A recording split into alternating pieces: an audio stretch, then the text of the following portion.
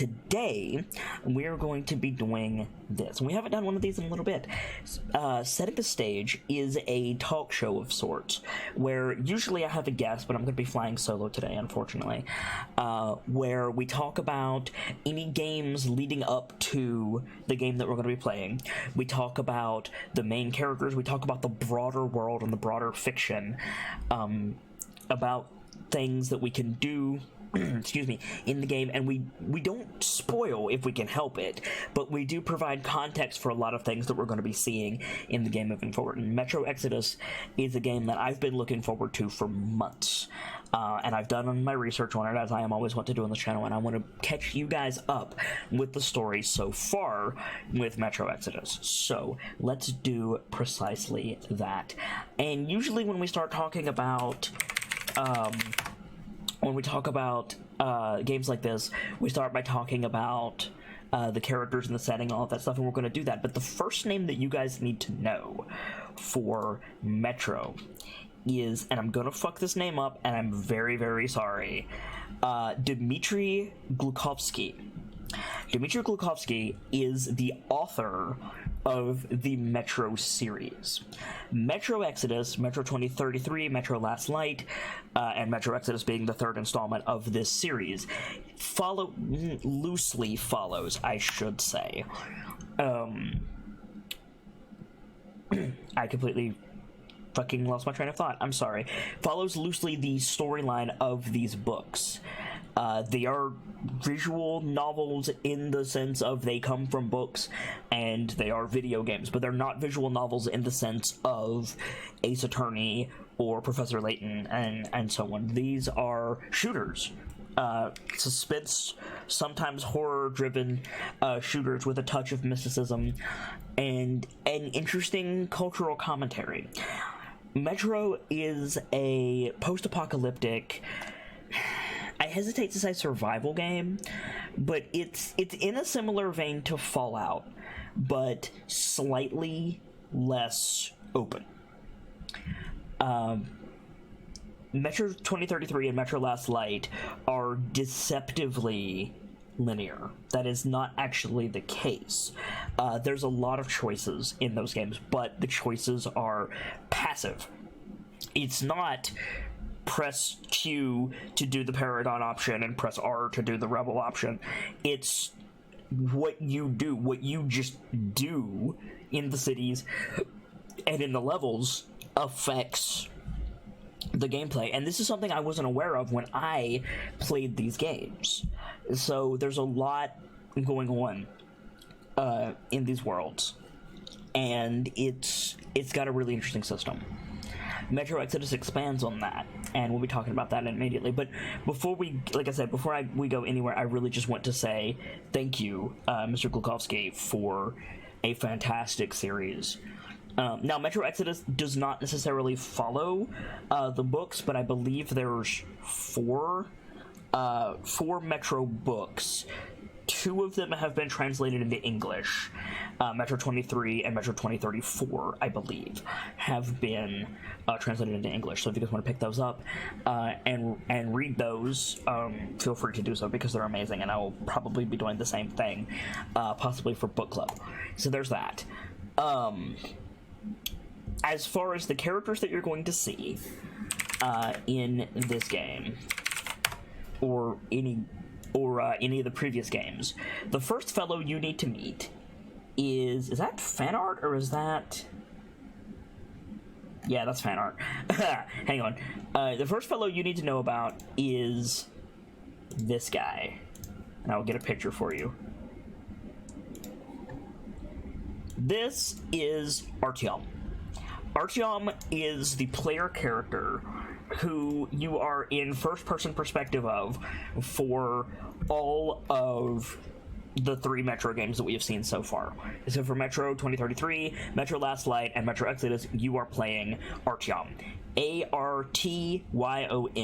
Alpha, Romeo, Tango, Yankee, Opera, Mike. He doesn't have a last name. At least I haven't never seen him mentioned with a last name. He often wears a gas mask and a helmet. I don't believe you ever see him in the game. Also, he doesn't talk.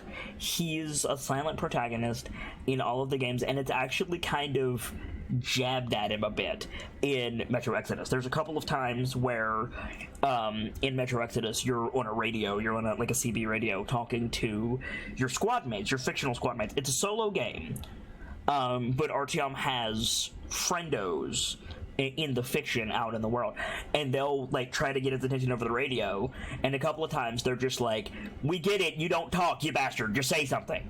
And of course he doesn't, but yeah, so we'll be seeing I almost said we'll be seeing a lot of Artyom, but we won't.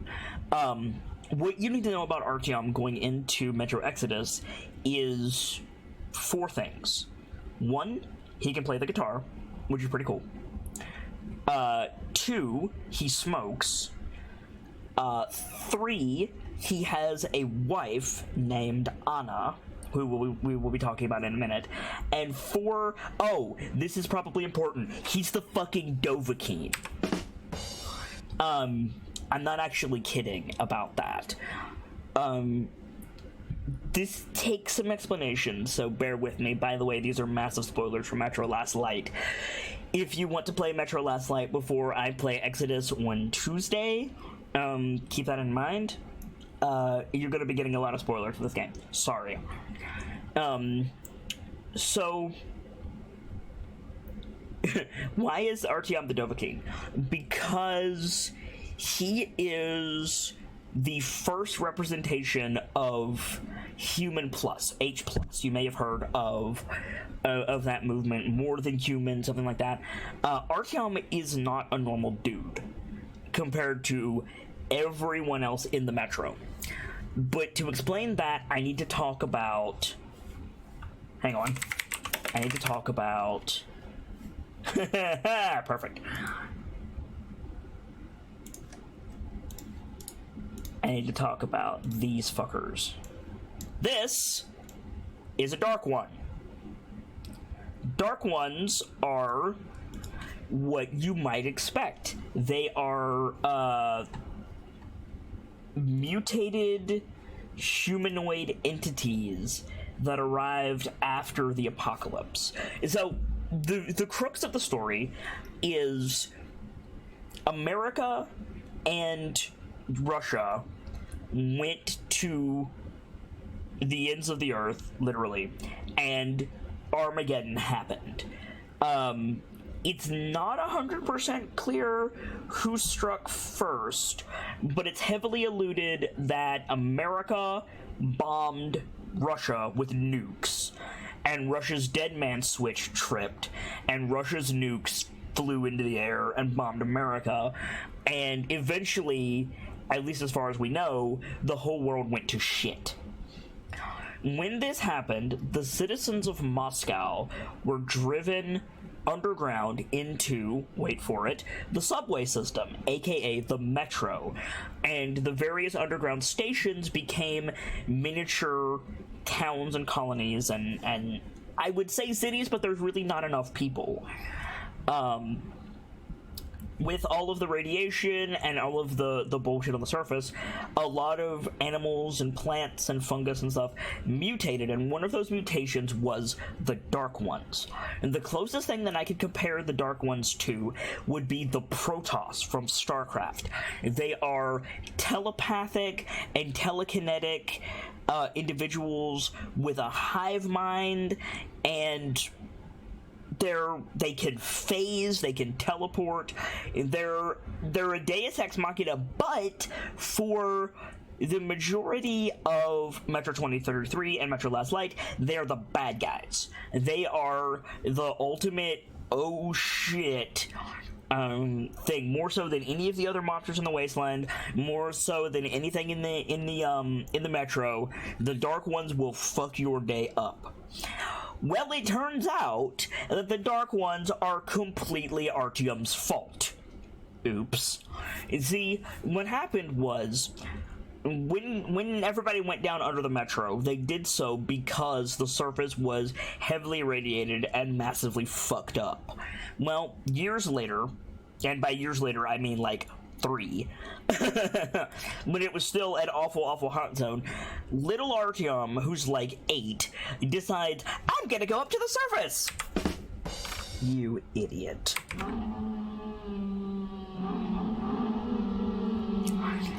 He goes up to the surface with his 2 little 8-year-old friends. They unseal the airlock and go up to the surface, infecting a lot of the metro with radiation and all kinds of other stuff. It's just very, very bad. But they meet a Dark One. Or, more accurately, they're saved by a Dark One. Well, Artyom is. The other 2 run like hell, because duh. Artyom gets attacked by a creature called a demon. And I will actually show you what a demon looks like. Let me get a good picture here.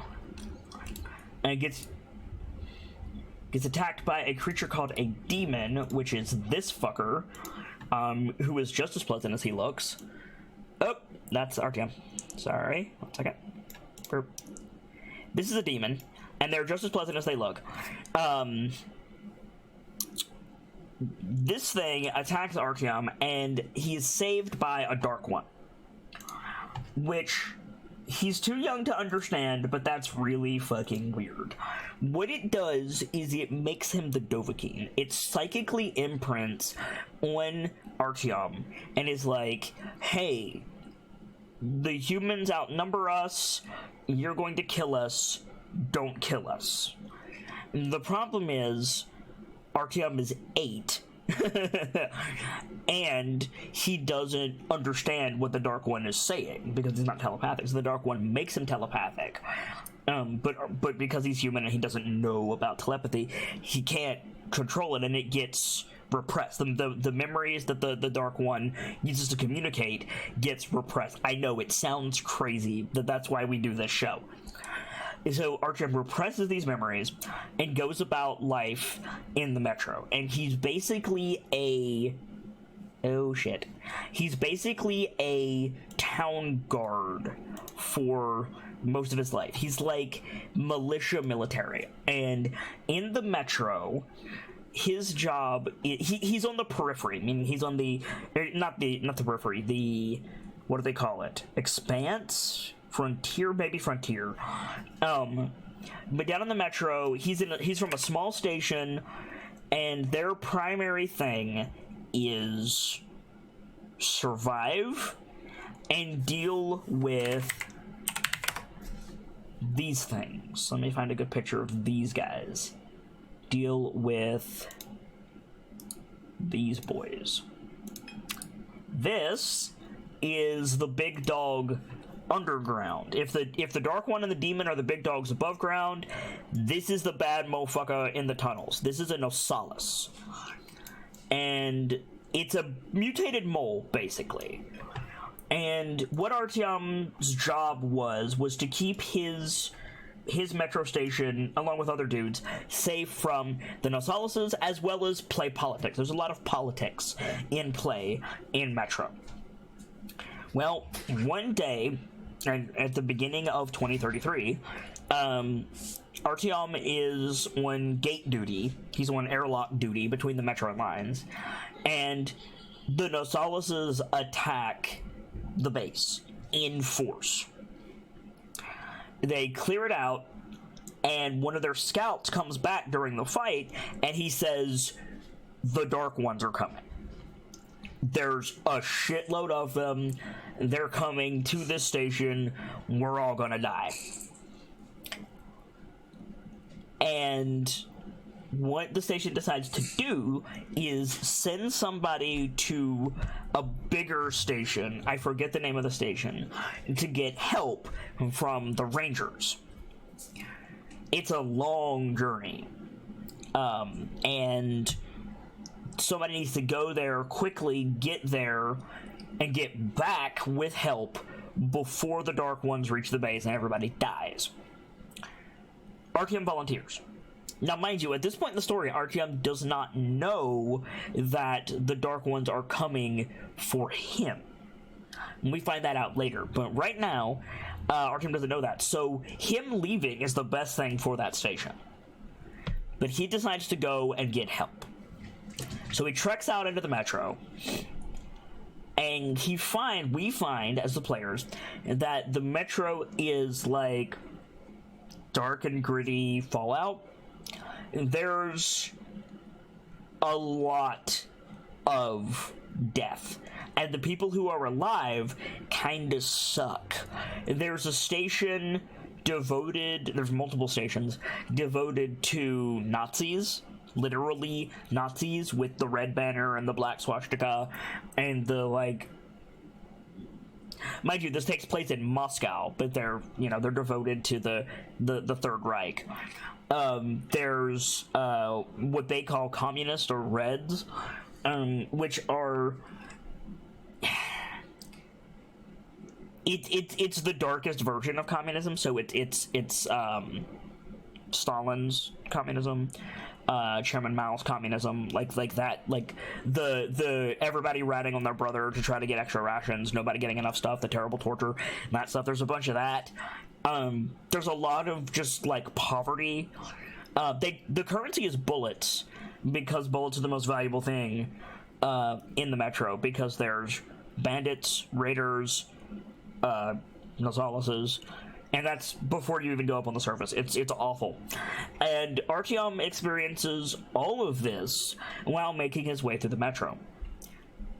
One of the chief characters that you meet en route to finding the Rangers and getting help is probably the coolest dude in all of the Metro games, and that's saying something, because there's some really good characterizations.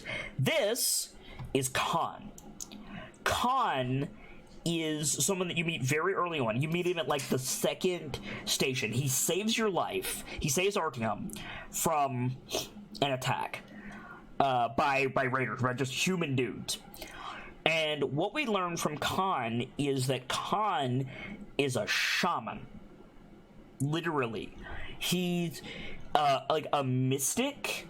He's like, when you first hear him talk, it's like hippie bullshit, right? It's like, we're all connected, man, and like, all you gotta do is expand your mind. Like, he sounds like a tool. And then the sumbitch is right. That's the crazy thing.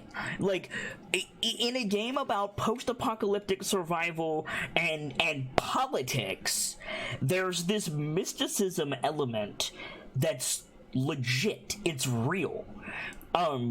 There are spirits trapped in the metro from the nukes themselves. They're like shadow entities. They can't hurt you, but they can make noise, and they can mess with your UI, and they can make your screen like flash and blur. And you can't, like, if you look directly at them, they disappear. But if you look at them in the peripheral, you can see these silhouettes of these ghosts and spirits. And Khan shows these to you. And there's a couple of places in the metro thing that are shown this way. Khan can calm the Nosalises. Not often. There is more than one time where you and Khan get into a shootout with Nosalises, and you have to shoot them. But there's also a couple of times where Khan is just like, keep your gun down and just walk. They're not going to hurt you. Which is crazy. Those killed by the blast. Yes, Nightfall. These are the spirits killed by the blast. There's a couple of times, especially in Metro 2033, where Khan can teleport. There's this thing that he tells you about called the River of Truth, that connects the sewers to the subway, and it was changed by the nuclear fallout. And Khan uses it to get around really quickly. It damn near kills him every time he uses it. The river is somewhat sentient and tries to drown Khan, but he uses it to teleport around. It's crazy. And the ultimate point that I need to drive home is Khan is a bro. Every time Khan shows up, he is saving your ass. This is not true for everyone else in the metro. In point of fact, it's true for no one else in the metro. Everybody is out for their own ends, including Khan, but the only person who consistently has your back is Khan. So he's a good dude, and he helps you get around the metro. But unfortunately, he has to take you above ground with the Dark Ones, and so the nukes itself imbue the world with magic.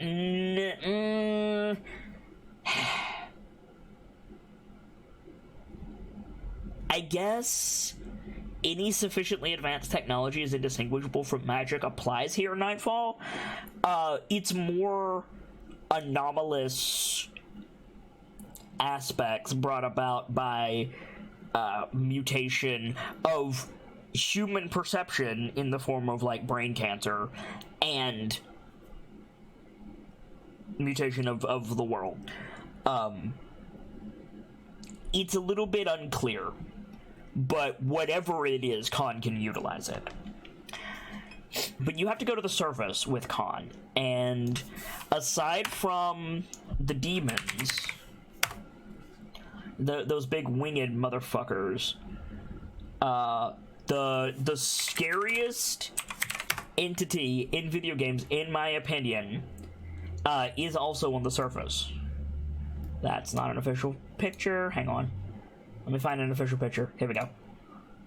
That's a bad picture. 1 second. That's not what I want. You? No. That's an Osalis. Shit. Give me 1 sec. Excuse me. This'll do. The scariest entity in Metro, and in most video games, in my opinion, is this fucker. These are incredibly popular on the server, or prominent on the surface, rather. I have a sound on my soundboard. This sound.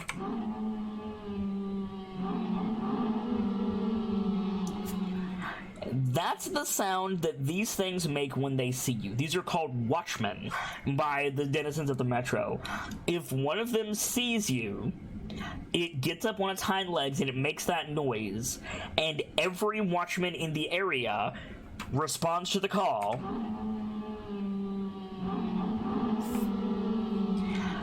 And there's few things creepier than you being down to 3 bullets and hearing about 6 of those howls go off.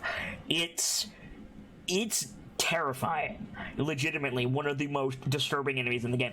And what's worse is it's a basic mook. It's not a boss. It's not like a special enemy. It's like that's your level 1 orc. That's your grunt. That's your like enemy infantry. Like that's the mook monster, and it is fucking terrifying. I hate the Watchmen, and they travel in packs, which is fucked up. But Khan takes you to the surface, and you're dodging Watchmen and you're dodging demons, and you get back to the Metro, and one thing leads to another, and you continue along your journey, and you meet some other characters in Metro 2033. But most of them are one-off characters, and a lot of them die. Except for... let me find him. This guy. This is Miller. Miller is a soldier. He was a soldier before the bombs fell. He is a commander in the Rangers, the Spartan Rangers, and he helps Artyom get to the main station at about the midpoint of Metro 2033, the first game. He gets you to the station, and he's like, I will call the council. We will get your station help. The Dark Ones are a threat to us all. And so Miller calls the council to order. Miller is not a king. Miller is not a leader. Miller is like I think his official rank is colonel, but that was before the bombs fell. He's higher rank than Artyom in a different order. Like, Artyom is like a cop, Miller's like a soldier. But Miller is not like a general. He's like a regiment commander. And Miller calls the council to an emergency meeting, and everybody is like, what the fuck, Miller? Like, we have issues in our biggest station with our most people. We have food issues and medical issues. Like, we cannot commit troops to this, like, podunk backwater fringe station that's all the fucking way over there when there are literal Nazis that we're dealing with. So they don't commit troops. They don't send rangers to go and help Artyom's station. And you think, well, shit. Interestingly, that's the midpoint of the first game. So you leave the council chamber kind of dejected, and Miller goes, hold up. Fuck them.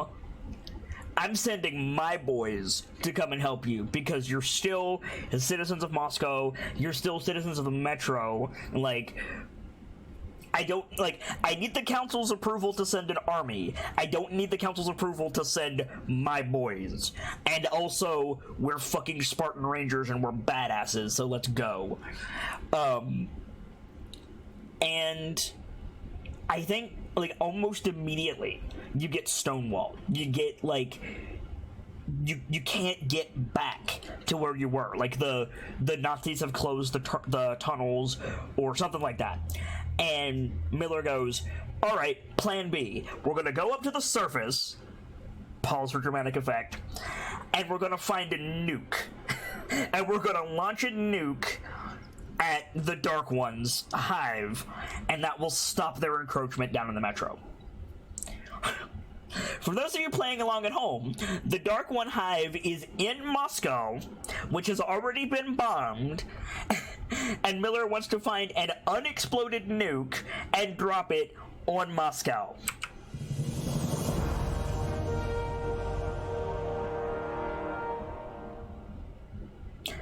Needless to say, Artyom says, I'm in.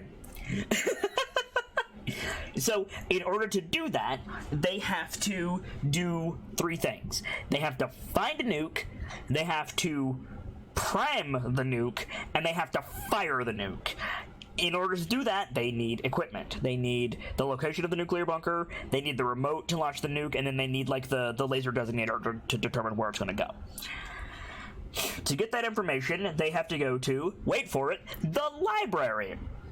Because that's just available at your local library, apparently. Now, granted, in, normal circumstances, this would probably be in, like, a vault, and that's, like, guarded and locked, and probably has countermeasures, and there's, an active military force keeping people out of it. There are none of these things in the post-apocalyptic wasteland, so nukes it is. Unfortunately, Dark Ones, sort of, have taken residence in the library.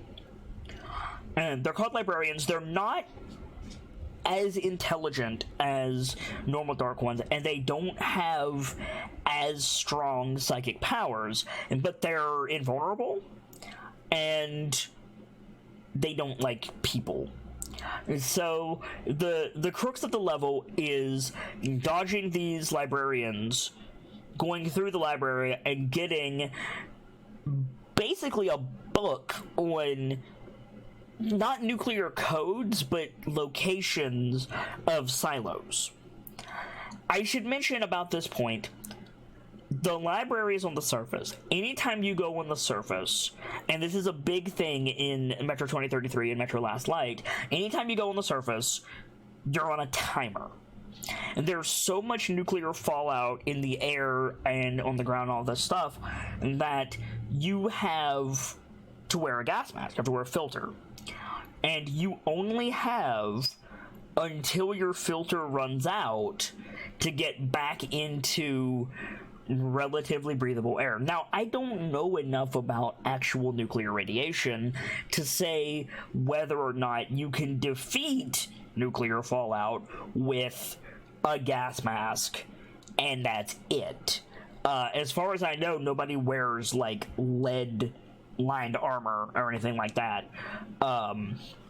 So I don't know if that's a thing, but I do know that there's a timed mechanic. Every time you go on the surface, you have to find filters, and if your mask breaks, you're dead, so you can't get headshot. And there's people shooting at you, and there's demons, and there's Nautiluses, and there's Watchmen, and there's all kinds of crazy shit up on the surface. Plus, it's timed. And yet, if you like ruin porn, you can do a lot worse than the old Metro games. They're older games, but they are beautiful on the surface, if you like that type of thing, which I do. So anyway, you go to the library, you get the book, you get back into relative safety, and Miller is like, okay, let's go. And so you make your way through the Metro, with Miller's help, not the whole way. Miller's like, I'll meet you there. Khan helps you a little bit, and you eventually get to a bunker, like a bunker, like a full doomsday prep and survival place for the nuclear engineers to not die in the event of nuclear fallout. Unfortunately, nobody made it there in time, and so it's unused, but it's full of loot, which is great. Unfortunately, it's also full of Zerg. And this is what's a little bit weird about the end of Metro 2033. The nuclear bunker is full of this like Dead Space / StarCraft is like Zerg creep that's like on the like it's this biologic goo that is like on the walls, on the floors, and it's just growing generally outwards. You cut your way through it, you fight your way through it, and you find that the nuke silo is completely covered in this rot. Luckily, Miller has a flamethrower. So you burn all the shit away, you uncover the nuke silo, you get the laser designator, and you're like, okay, you need to go back to the surface, and you need to, find the tallest point you can, and then point the laser designator at the Dark One Hive, and blow them to shit. Now, it should be noted at this point, if you have been playing the game carefully, if you've been listening to conversations, if you've been, not harming innocents, which you can do, if you've been, being generally helpful, doing side quests, which are not marked, by the way, stuff like that, and then Artyom is going to start getting these repressed memories back in the form of, like, flashes of information and dizzy spells and fainting episodes. And in these spells, the Dark Ones are calling to him, and his psyche, in the form of other people that he's met, are fighting them off. You have a first-time player of this game who does not know that your choices, and I mean that in the passive sense, change the outcome of the game, see this as fight off the Dark Ones.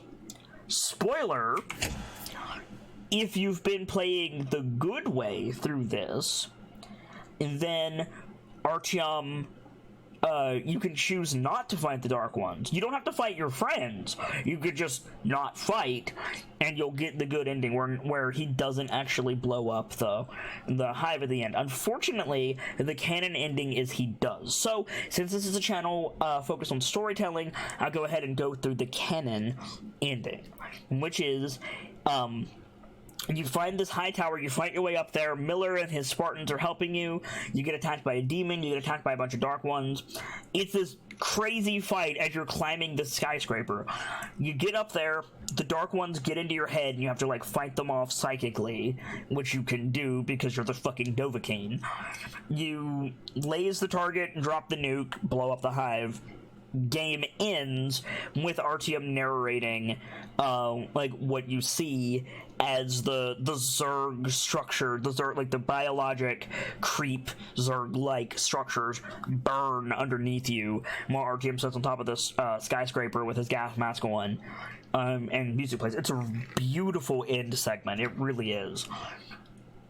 And that's basically the first game. The second game, Metro Last Light, is a fucking trip and a half.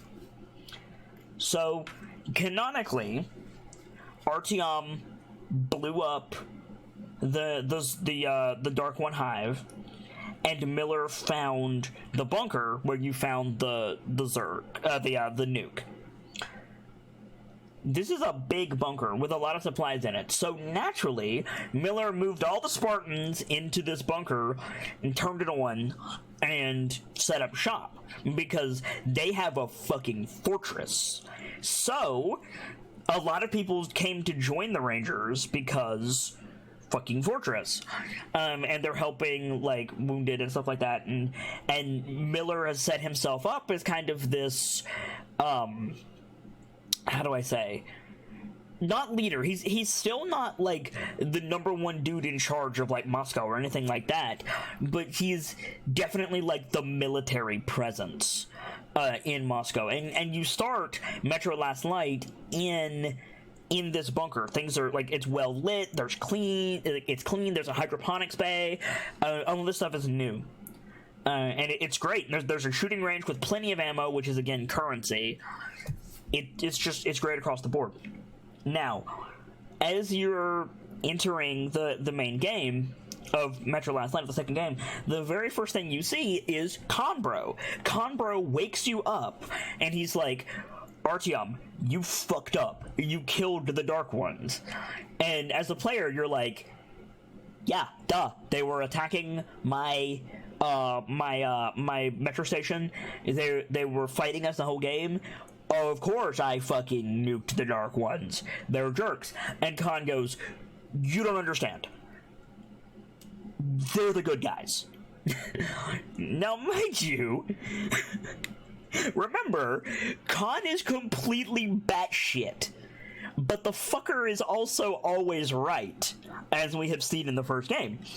So, Artyom is like, okay, so we nuked the good guys. Oops, what were they doing? Right? And Khan goes, I don't know, but we can find out. And Artyom is like, what? How could we find out? They're dead. And Khan goes, you missed one. Let me just clarify something here for a second. We dropped a nuke from a silo on Moscow, and it was already nuked. The fire, the all-sweeping nuclear fire, landed in the middle of the Dark One Hive, and we missed one. That motherfucker is the luckiest little Dark One ever.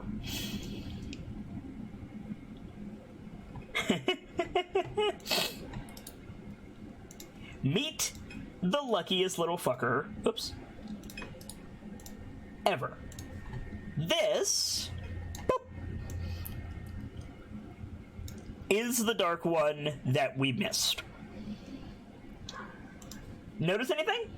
I'll wait. Homeboy is wear clothes. Homeboy is about a third of the size of a normal Dark One. He is small. He is lithe.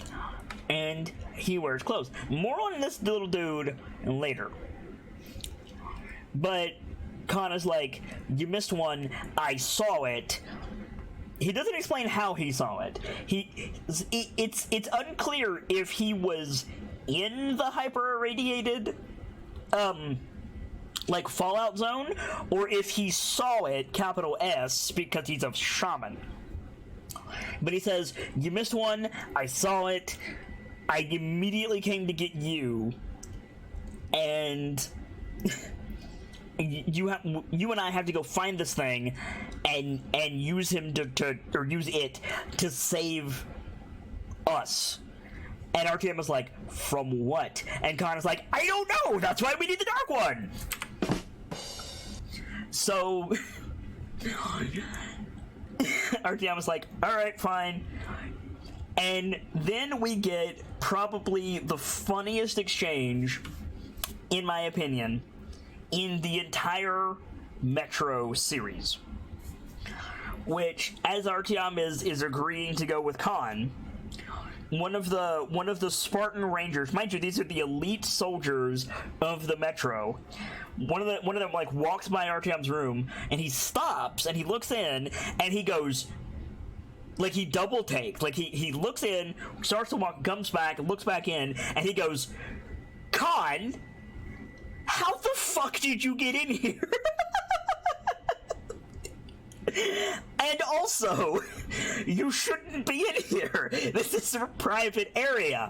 Get the fuck out. Also, how the fuck did you get in here? Also, leave. Like, and you don't know it at the time. Like, at the time, at the very, very, very beginning of Metro Last Light, you're just like, oh, okay, he snuck past the gate. Well, you have to go through the base to get to the gate, to get to Miller and the meeting place where you go, hey, I'm gonna go find this Dark One.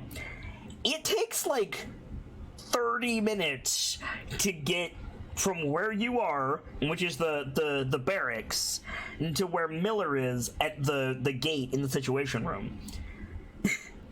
And it's a linear path. So this motherfucker somehow broke through like 4 security checkpoints, came all the way to RTM's room just to tell him that RTM needs to go find a Dark One that, as far as we knew in the last game, was trying to kill him. So that makes that guard's reaction absolutely priceless. But what else you find as you go through the space is a lot of people are joining the Spartan Rangers, as I mentioned, and somebody, I believe his name is Lesnitsky, something like that, was leading a team through the rest of this bunker, because they haven't opened all of it yet. Some of the doors are sealed, some of the doors are welded shut, some of the doors are locked from the inside. Well, Lesnitsky was opening up one of these rooms, and he vanished, just poof, gone. And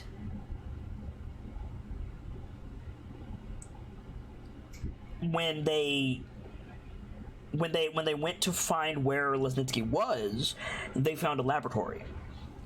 And there's just some conversations around the bunker as you're going to go see Miller about Lesnitsky finding this chem lab and then vanishing. And people were like, well, what's in the chem lab? Because duh. And they were like, biologic weapons. And then they kind of just blow it off and move on. But Metro does subtlety very well, and Metro doesn't do anything by half measures, which is one of the things that I like about the game. So we will be hearing from Lesnitsky and his chemtrails again soon. But before that, we get to Miller. Khan beat us there somehow. He didn't pass us on the way, and it's a linear path, but Khan is there when we get there. And Khan says, I need Artyom. We're going up to the surface. And Miller is like, okay, why?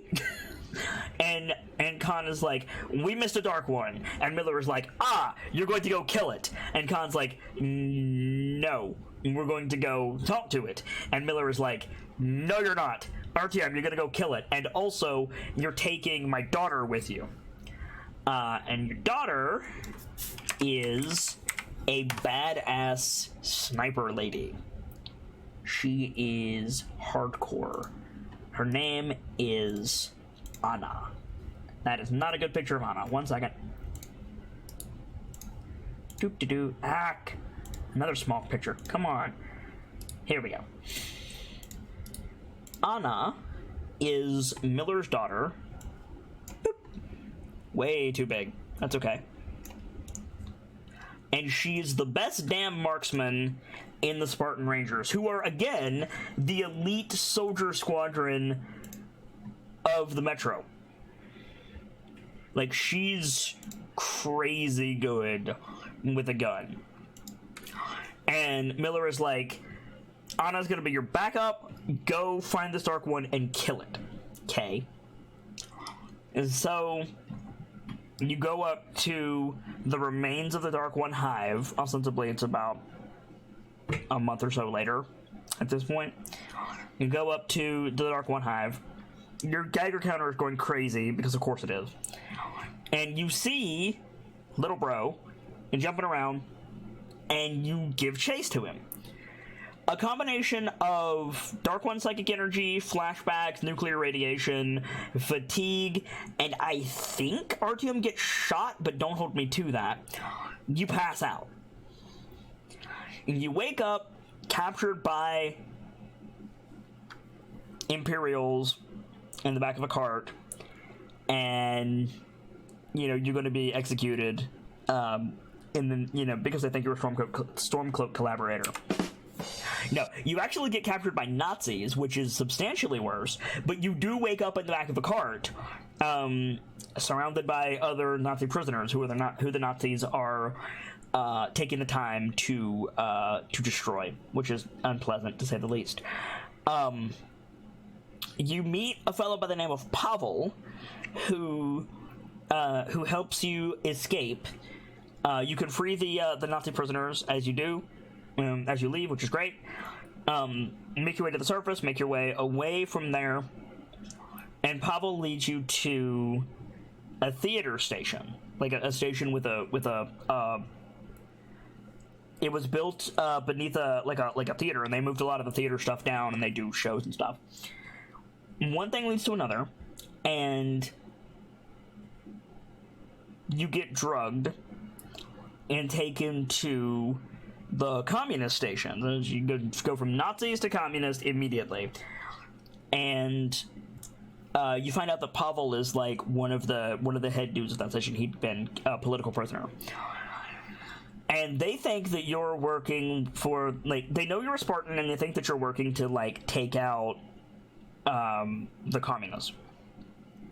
You get away from them, blah blah blah blah blah blah blah. You escape. Most of the game is escaping the Nazis and the communists to get back to the Spartans, because you need to report that you didn't find the Dark One, and you need to figure out where the hell Anna is, because you can't find her.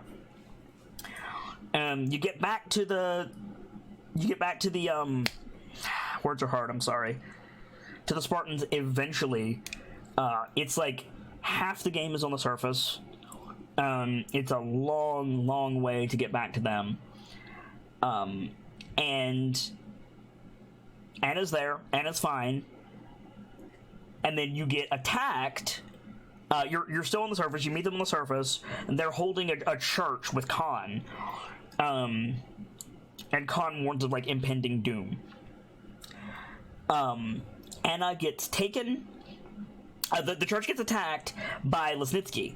Anna gets taken prisoner, abducted. Like, most of the Spartans get killed. You give chase as Artyom. Artyom gives chase, and eventually you find that Lesnitsky has joined the communists, and they have used the virus, this engineered virus that was in the chem lab of the Spartan station, to just infect these other metro stations. And remember, these are underground, insular communities with very poor ventilation. So they just, it's a phage, and they just get absolutely destroyed. by Lesnitsky and his thing. It's for the communists. And you find Anna. You both get infected, unfortunately. Under quarantine, you get close to one another. You get involved, and thankfully, you get infected with a lesser strain of the virus. The virus is only lethal for like 48 hours, and then it becomes inert, which is crazy. And you guys got the like 47-hour version, so it fucked you up, but it didn't kill you. You get out of quarantine. Everybody is fucked up. Everybody, like 3 different stations have been infected and wiped out. And there's like a metro-wide quarantine of this area. The Spartans are trying to keep the peace. It's not working. And meanwhile, the communists are raiding and expanding their influence. It's a war, like a literal like armies on the ground, tactics being drawn up, war, an extended campaign, and the only way to stop them is to I'm trying to remember is to warn the other place with the council, because they also have an army, to be like, hey, the Spartans are like, there's a war coming, we need you to like prep. They're gonna ambush you with this phage and just gonna wipe you out, and then they're gonna steamroll you, and then it sucks. So Artyom once again decides, okay, they fucked up my girl, they fucked up Anna, I don't know where Miller is. A lot of the Spartans are dead. They have this chemical, like viral weapon that they're unleashing on the metro. We need to like get out ahead of this. So Artyom goes up on the surface and just blitzes back to that main station. Along the way, he meets Khan, and Khan says, hey, the Dark One is the only way we can save this. You're not going to make it back in time, and there's no way you can get all the way across Moscow before this train with a chemical bomb on it gets to the station. We need to find the Dark One. The Dark One can help. He doesn't explain how the Dark One can help, mostly because he doesn't know, but he's like, the Dark One can help. And so you find a different train. You use the River of Truth that I talked about. You teleport to the train where they're holding the Dark One, because the communists found him and captured him while you were escaping the Nazis. Or well, Artyom was escaping the Nazis, I should say. And he can talk. The little bro can talk. He mind melds with Artyom, which usually kills people, but because Artyom had his mind expanded by the big one when he was little and he had time to grow accustomed to that, it works. And so little dude like mind melds with Artyom, and they can communicate. And little dude is like, I'm scared, I'm gonna go home, you killed all of my family, but you're all I have.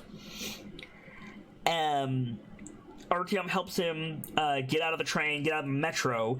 Little dude wants to go up onto the surface, so Artyom goes up with him. Artyom is like gasping for breath. He puts his mask on. Little dude unaffected by the nuclear radiation, because of course he is.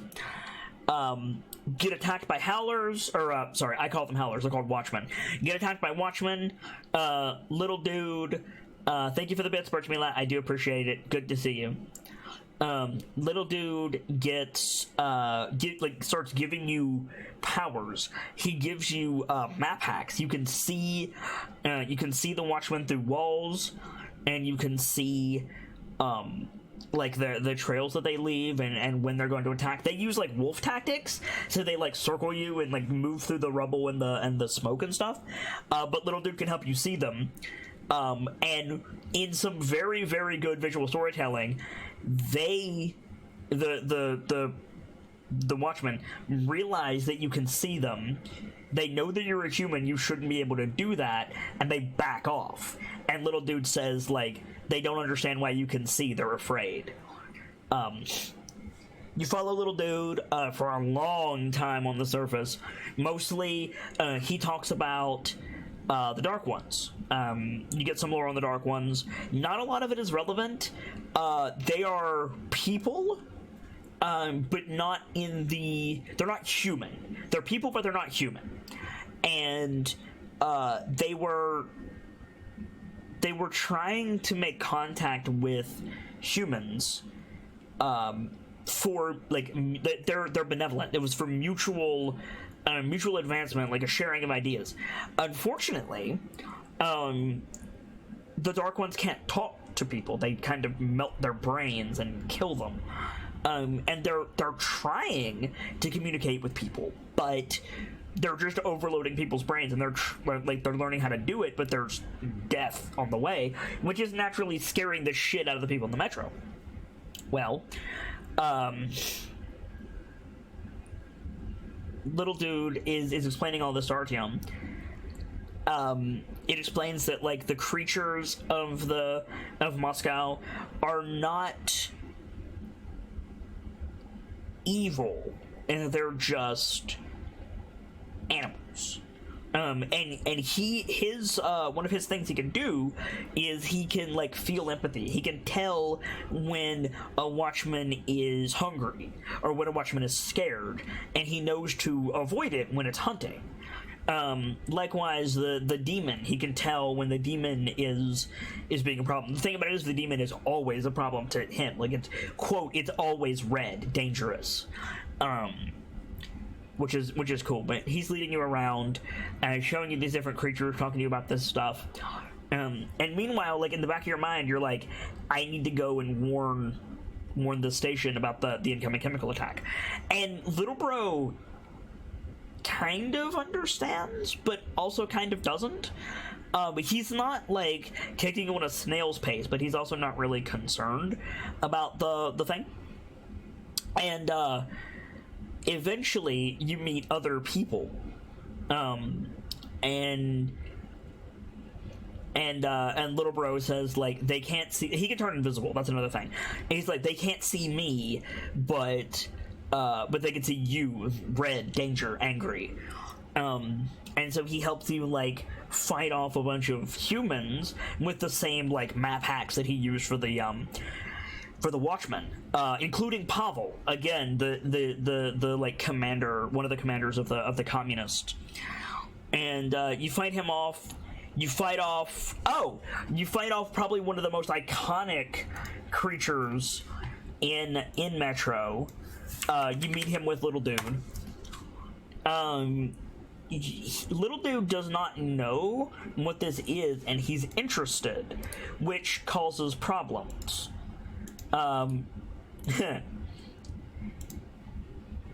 Meet problems. This is the problems. This is a bear. This is a grizzly that has been heavily mutated by the nuclear fallout. And this thing is king of the overworld. This thing is wrecking demons and Watchmen. He's just destroying everything. And little dude wants to communicate with it, and he can't. But you don't have to kill it. Again, that passive, gameplay thing. And if you don't kill it, you get more points toward the good ending. But that thing is fucking terrifying.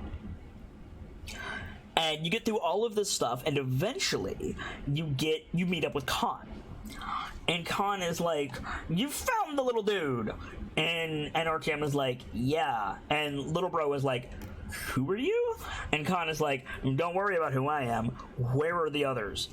And he takes him to, like, in a vision. The three of them have a shared vision that shows this, like, vault door, and behind it are a shitload of Dark Ones. But it's at a communist station. Ugh. And so You sneak into the communist station with Little Bro disguised as a human child, and you get to the door. He disappears. He helps you out of the station. You get to the other lines. You warn the Rangers that the communists are coming with this biological weapon. You stop the biological weapon, and then there's this big fight at the end of Metro Last Light between the two stations. If you get the good ending, if you get the bad ending, everything explodes and everyone dies horribly in fire. The canon ending is Little Bro shows up with Dark Ones, destroys the bad guys, destroys the communists, and then the Dark Ones disappear and wipe everybody but Artyom's memory. Now, that leads into Exodus. The characters that we meet, Pavel is dead. Most of the people who are dead. The people who are carrying into Exodus are Artyom, Khan, Miller, and Anna. And I think that's it.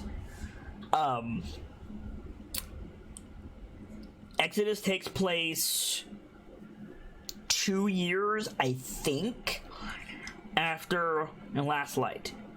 The Spartans have they beat Lesnitsky, and the communists have been pushed back. The Spartans are keeping the peace in Metro as usual.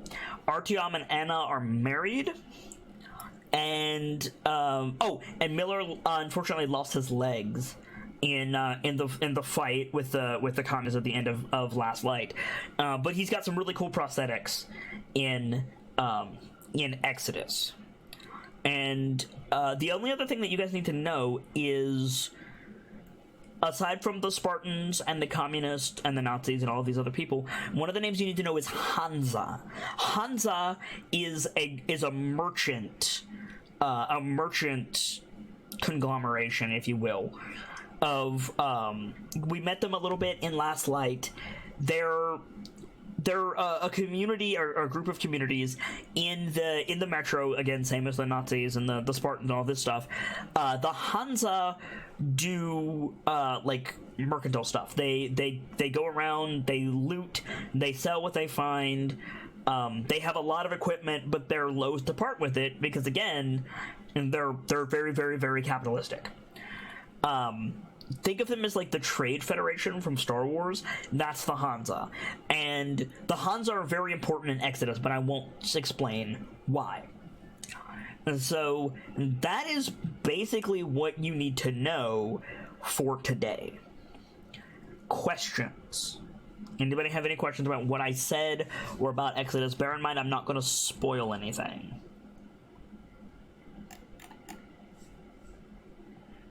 We don't need this little dude. We don't need this. And we don't need the Dark Ones either. But you're going to see all of these in Exodus. You're going to see Artyom and Miller and Anna and Khan and Demons and Nosalises and Watchmen, all of that good stuff. So does anybody have any questions?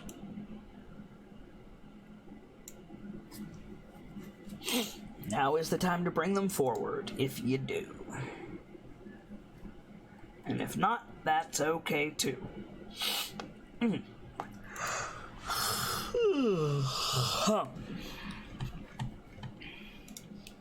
I'm probably going to be playing this on the PS4. I'll go ahead and throw that out.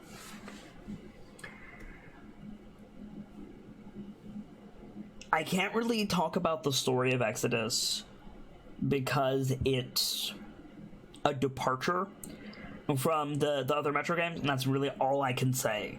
It's very different from the first two games, but it's fantastic, and my research says that it's a lot of fun. So I'm looking forward to it. I hope you guys are too.